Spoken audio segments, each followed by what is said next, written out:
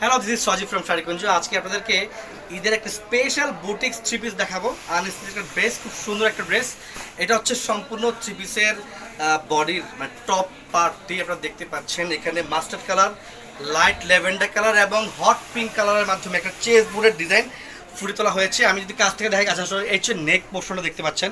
All over নেক portion কিন্তু কাজ করা হয়েছে এবং পুরো চেস বোর্ডের যে ঘরগুলো রয়েছে সেখানে কিন্তু গোল্ডেন কালার জারিয়ান দিয়ে কাজগুলো করা হয়েছে। থ্রি পিসটার স্লিভে ব্যবহার করার জন্য কিন্তু সুন্দরভাবে একটা বর্ডার প্যানেল দেওয়া হয়েছে।